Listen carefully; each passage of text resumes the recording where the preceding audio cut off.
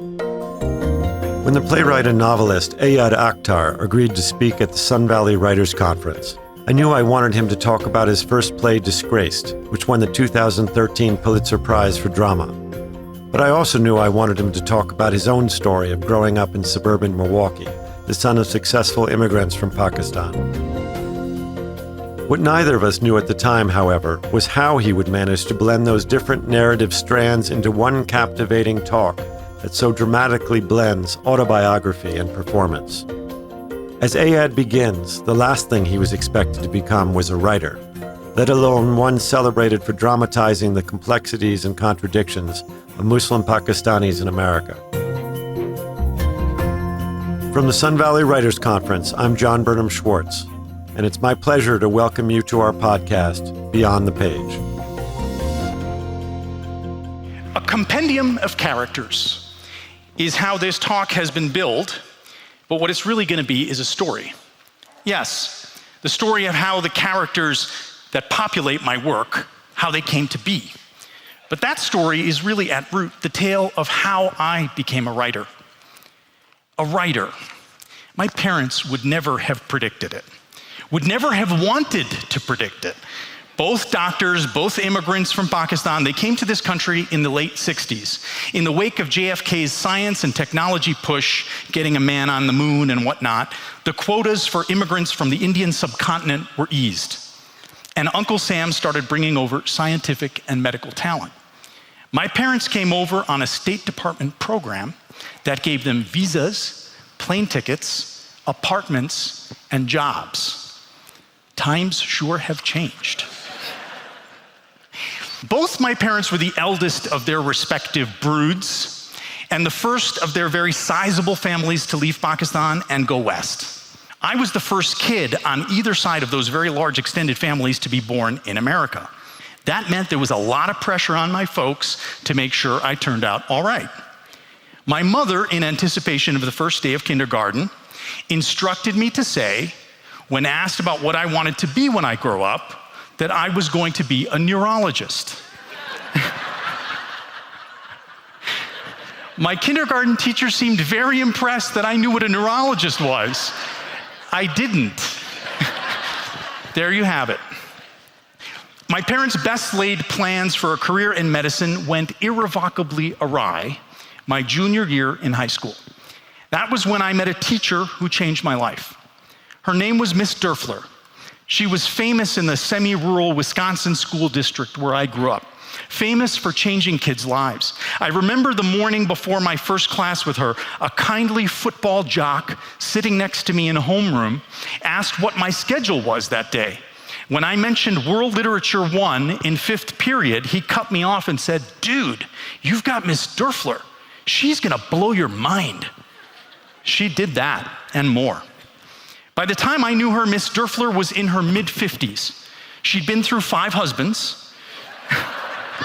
She lived on 40 acres of land north of Milwaukee, deep forest country, where she got up every morning to tend a farm-sized garden and walk her 10 Great Danes before coming into school. This is all true. She carried herself with an air, an almost regal bearing that was not in any way affected. It commanded respect. We didn't dare come to class late or chatter across the aisles when her back was turned. We didn't want to disappoint her. Looking back now, I recognize what that regal sense was, the resonance of someone fully committed to an authentic life. She was a great-souled one, to use the Aristotelian locution. Very early in the semester, she assigned a story by Friedrich Dürrenmatt called The Tunnel. In it, a man wakes up on a train not knowing how he got there. He asks those sitting around him if they know where the train is going. They don't. Some don't even seem to understand that there's a question. So preoccupied by their newspapers or the crease in their trousers or their arguments.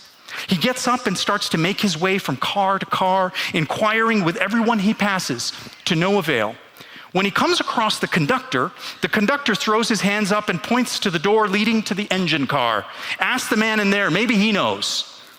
Our protagonist leaps across the gap into the engine where he finds a mute madman maniacally shoveling coal into the engine's furnace. No question to be asked, no answer to be gotten.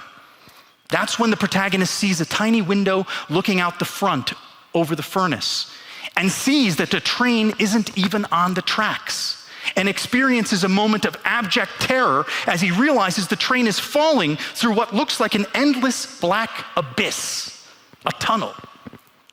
I remember finishing and thinking to myself, what is this? I mean, is this even a story? The next day, Miss Dörfler came into class and took her usual spot at the front of the table. She started class by asking us, what is the meaning of the story you all read last night? Meaning? That bizarre thing had a meaning? Had me fooled. No one raised their hands. I'm sure everyone was as confounded as I was. She asked again. More silence. Finally, she started to speak.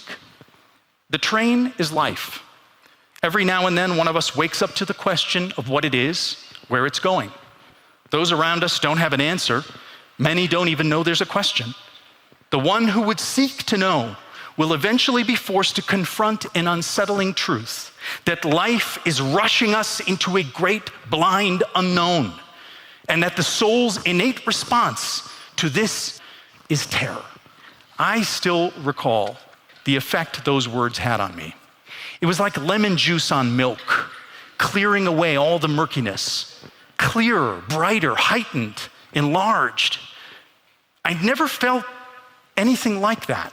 It was, I believe, the first authentically spiritual moment I'd ever experienced, a moment of real meaning, unlike the instrumental platitudes and tales promulgated in my childhood experience of religion.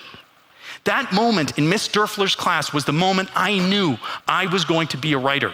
I knew it with a knowing and a fire that never dimmed since. So thanks to the remarkable Ms. Dörfler, AYAD came to understand that he wanted to be a writer. But how to make that dream happen? If great literature tells us anything, it's that there is no such thing as a straight line to becoming who we are or might be. Miss Dörfler was an extraordinary gift in my life, but one of her enduring influences on me was perhaps somewhat less propitious for my own writing, at least for the first 20 years. Her passion was for European modernism, and I spent much of my junior and senior years in high school reading deep into the continental experience from the books she pulled from her shelves. Rilke, Proust, Mann, Robert Musil, Hermann Broch, Sartre, Camus, Dürrenmatt, as I mentioned. It was heady stuff. A remarkable education for a high school student.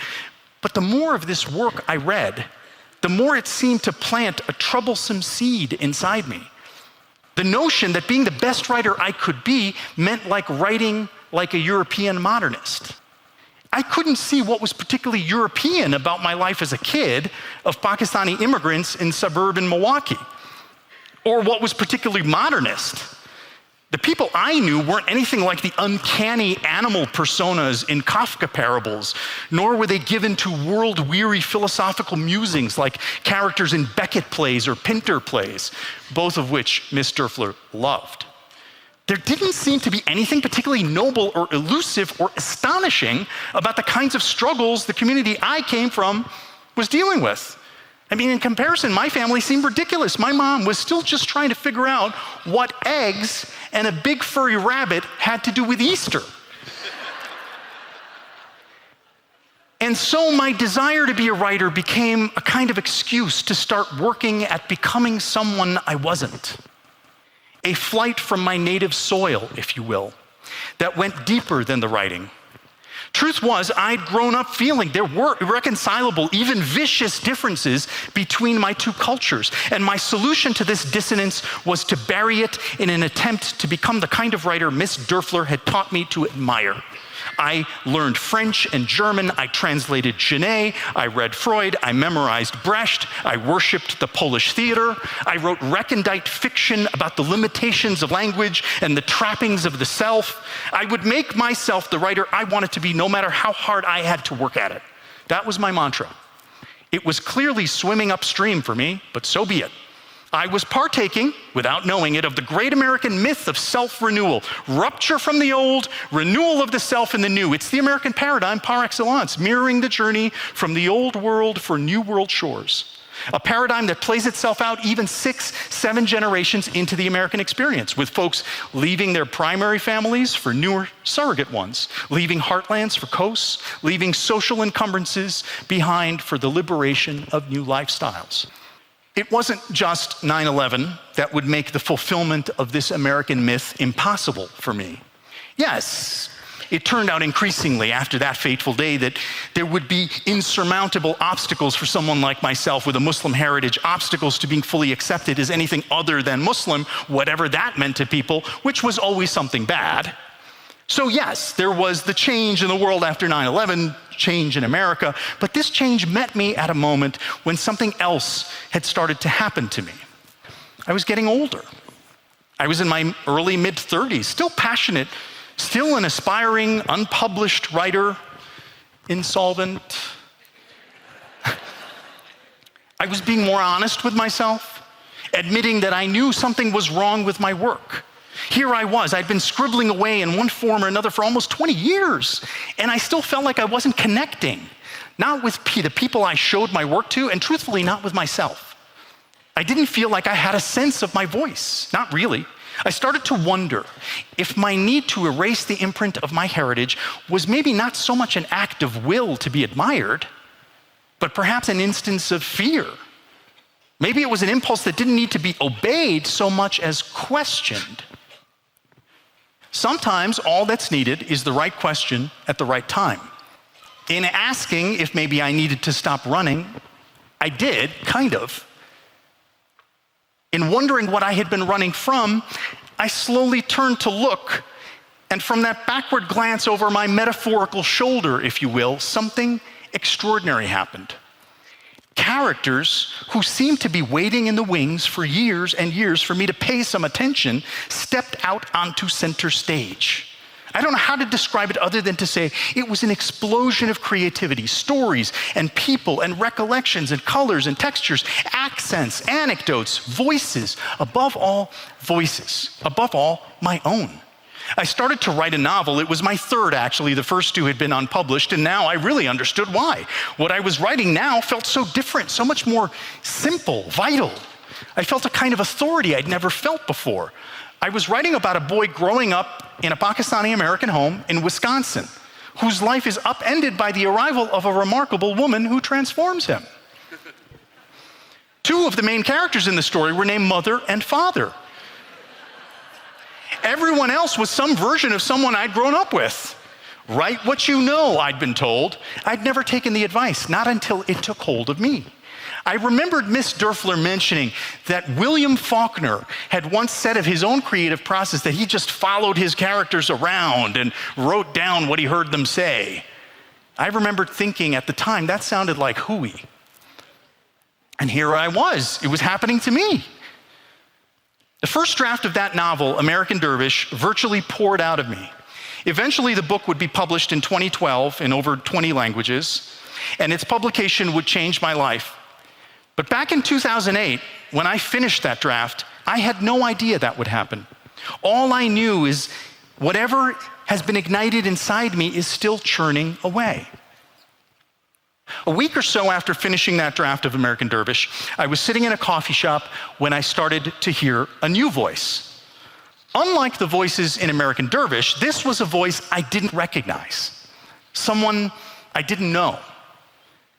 A man's voice, worried, intelligent, with the ability to extend a verb's action across a dangling dependent clause in a spoken phrase and land a complex point with persuasive force. A lawyer. Right, he's a lawyer. I kept listening and started to write down what he was saying. At this point, the playwright pauses, looking stage left. And then an actor, Rajesh Bose, steps to the front of the stage. I had a meeting with a couple of the partners today, if you could call it that. I'm in my office redlining a contract due at 6 Stephen comes in with Jack, sits down, asks me where my parents were born. I said, India. That's what I put on the form when I got hired. Technically, it was India when my dad was born. But the names of the cities you've listed are not in India, Stephen says. They're in Pakistan. My father was born in 1946, back when it was all one country before the British chopped it up into two countries in 1947. And your mother was born when? 1948. So it wasn't India anymore, was it? It was Pakistan. My clock is running and I'm wasting my time on a fucking history lesson. Turns out Stephen's been trying to ascertain if I misrepresented myself. It was all India, so there's a different name on it now. So what? He's been digging around. He knew about my name change. Your birth name is not Kapoor, Stephen says. It's Abdullah. Why did you change it? What am I supposed to tell him? That I changed it so he wouldn't know my parents were Muslim? Amir Kapoor, born Amir Abdullah, the child, like myself, of Pakistani immigrants. Now a corporate attorney with a background in litigation, working at a mostly Jewish law firm in New York City. Clearly attempting the same sort of flight from his culture of origin as I had. His tactics, though, were his own. When people ask him about his heritage, he answers India. He's using the historical ambiguities to avoid the pejorative connotations of answering truthfully. That's because he knows when Americans think of India, they think yoga, tandoori, Bollywood. When they think Pakistan, they think terrorism, Islam. And Islam is something Amir wants nothing to do with. In continuing to listen to Amir week after week, month after month, a play was born, which would eventually become Disgraced, the story of Amir's attempts to hide his Muslim Pakistani origins from his colleagues at work. When his ruse is discovered, Stephen, his boss, a fundraiser for AIPAC, an intimate of Benjamin Netanyahu, starts to push him out. Things come to a head at a dinner party one night where one of Amir's colleagues from the firm is present. Smarting from the fresh humiliations he's experienced at work that day, and with a few too many scotches in him, Amir starts to tear into Islam with eloquent vengeance. He wants to demonstrate the evident absurdity that anyone could ever think he had sympathies with his childhood faith. Amir's guests push back against this animus, try to rebut his legalistic attacks on Islam, and that's when Amir goes all in. He tears off the bandage beneath which a wounded self-loathing has long been festering. In the process, he inadvertently stumbles into the unspeakable. Isaac, you still don't get it. The Quran is about tribal life in a 7th century desert. The point isn't just academic. There's a result to believing that a book written about life in a specific society 1,500 years ago is the word of God. You start wanting to recreate that society. After all, it's the only one in which the Quran makes any literal sense. That's why you have people like the Taliban. They're trying to recreate the world in the image of the one that's in the Quran. And here's the kicker. This is the real problem. It goes way deeper than the Taliban. To be Muslim, truly, means not only that you believe all this, it means you fight for it too. Politics follows faith, no distinction between mosque and state. You remember all that? So, if the point is that the world in the Quran was a better place than this world, well, then let's go back. Let's stone adulterers. Let's cut off the hands of thieves. Let's kill the unbelievers. And so, even if you're one of those lapsed Muslims sipping your after-dinner scotch alongside your beautiful white American wife and watching the news and seeing folks in the Middle East dying for values you were taught were purer and stricter and truer, you can't help but feel just a little bit of pride. Yes, pride. What? Did I feel pride on September 11th? If I'm honest, yes. I was horrified by it, okay? Absolutely horrified. But I just kept thinking, we were finally winning. Yeah, I forgot which we I was. And with that, the actor and the scene he's just brought to life retreat to the back of the stage. Like Amir's dinner guests, I was a little taken aback by the intensity with which he went after the faith into which we'd both been born. There was certainly some precedent for it in my own life. I'd been hearing my father rail on since childhood about the idiocy of organized religion in general, and Islam in particular. And yes, Amir had some of my father's traits, the hint of grandiosity, the unhealthy passion for fine single malt whiskey. But even the evident parallels in my personal biography could not prepare me for the violent currents running beneath the story I was writing. The antagonism ignited by Amir's shocking self-revelation stokes racial and ethnic tensions between the quartet of characters. The dinner party disintegrates, and the evening ends with a shocking moment of violence that disturbs audiences, disturbed me when I wrote it, and still disturbs me to think about. I think the play knew something about where we were headed as a nation that I didn't, at least not consciously. A breakdown in civil discourse, civil space, civil exchange. A rise of naked tribalism as a central, pervasive axis in American experience. The play would win the Pulitzer Prize for Drama in 2013 and would become the occasion, I was told, for the first Muslim leading man character on Broadway. When I was writing it, though, I didn't know any of those wonderful things were going to happen. The weekend after finishing my first draft of Disgraced, I was sitting on my couch in my apartment in Harlem, staring up at the ceiling as I sipped from a cup of tea. All at once, another idea snapped into place. It wasn't unusual for me to have ideas, but these were different. These were more than ideas. They teemed with life, characters jabbering away, me playing catch-up with my pencil and notebook. The New York Times journalist David Rode had recently managed a thrilling escape from his captors in Afghanistan. And at the same time, the world was drowning in a new economic mess courtesy of mortgages and contemporary finance. Like I said, I had just finished Disgraced, which ended with a scene in which my main character, Amir, reflects back on the country of his parents' birth. This new idea began in that country and would end up marrying a kidnapping and captive narrative with a critique of the abuses of global finance. The story that emerged over the following months would become a play called The Invisible Hand, a reference to Adam Smith's idea that enlightened self-interest regulates free markets. The story would revolve around a white American investment banker working in Pakistan. The banker's name is Nick Bright. He has a degree from Princeton, a background in trading, and his work has consisted of building a plan with local magnates to privatize water in a district of Punjab. This has landed him in the crosshairs of a local militia which is trying to protect its population and its turf.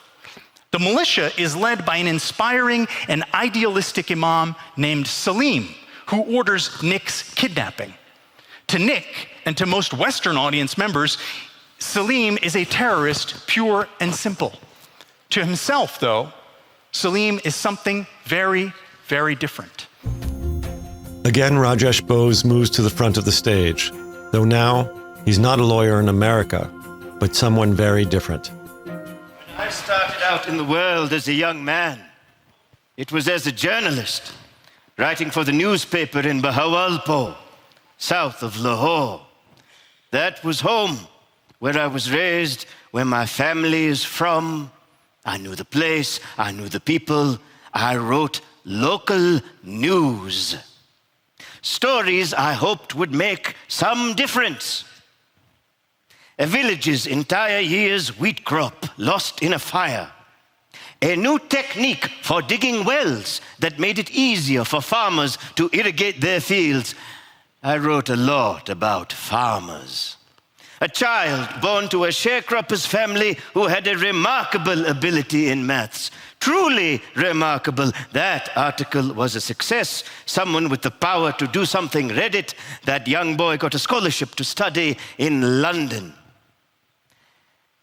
The one thing I couldn't write about, the one thing that really mattered, was corruption. There is a road from eastern Bahawalpur to the outlying villages, a road some 50, 100,000 people depend on. Nangni Road. Unusable, pockmarked with potholes the size of a city bus. Every year in local council, Nangni Road was at the top of the list. Every year it was brought up in Parliament. Every year it was voted on, approved, paid for 10 years. But the road has never been fixed.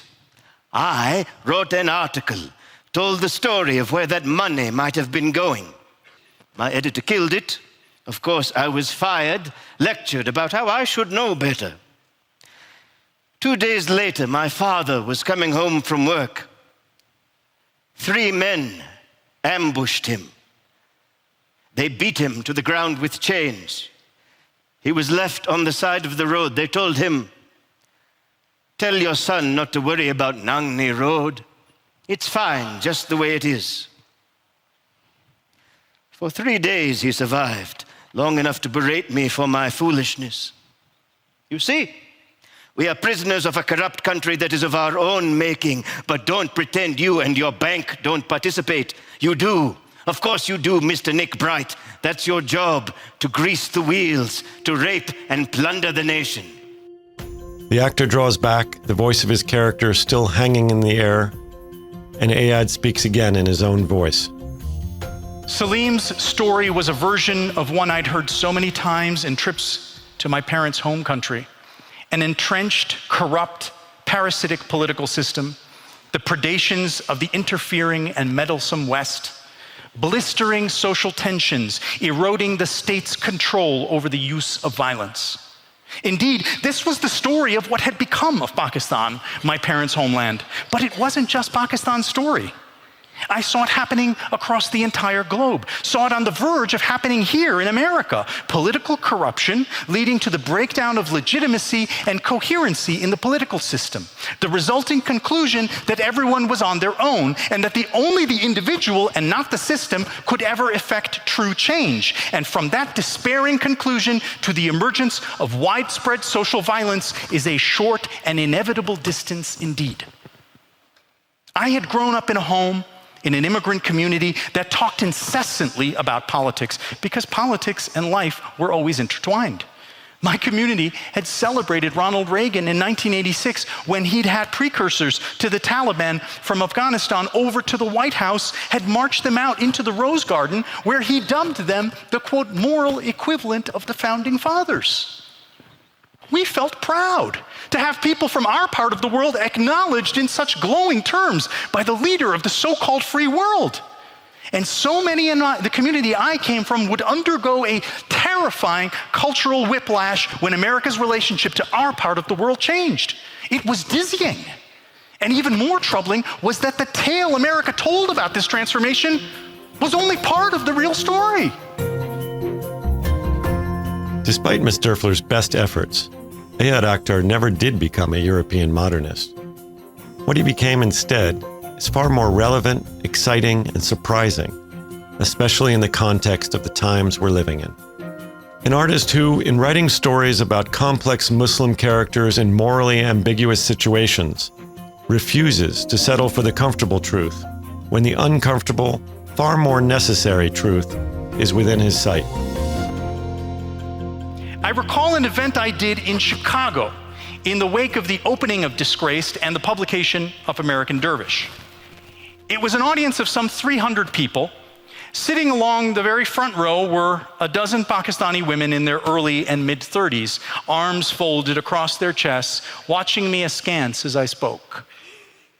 During the Q&A, one of them raised her hand and stood up. "Hello, I have come with my friends from the suburbs. We were all born in Pakistan. We all have children born here. We read your book. We saw your play. These ladies are not going to raise their hands to address you. I am the only one willing to talk to you. I want you to know that we came here today to understand how to make sure our children do not turn out like you.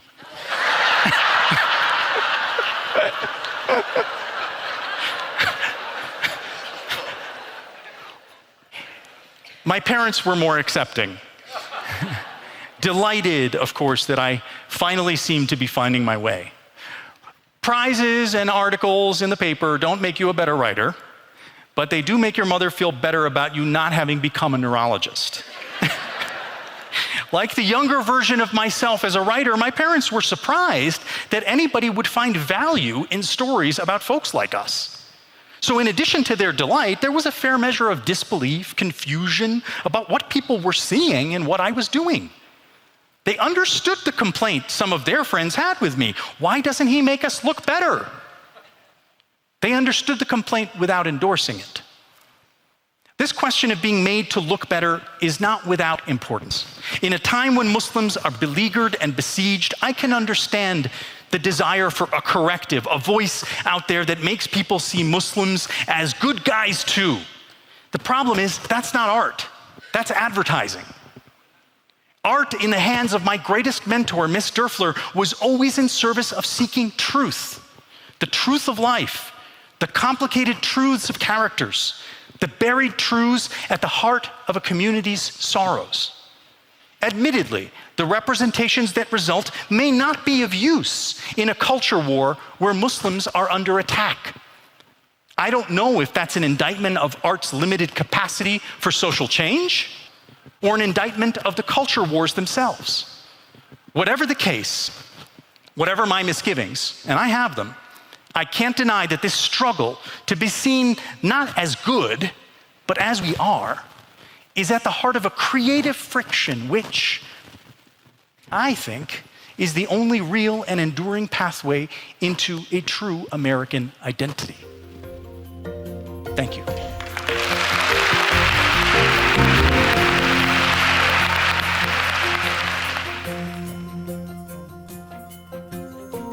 We hope you've enjoyed this episode of Beyond the Page. To hear AYAD AKHTAR's unedited talk, to explore the free archive of Sun Valley Writers Conference recordings, and to learn more about the conference, please visit svwc.com. Beyond the Page is produced by John Burnham Schwartz and James Tooley.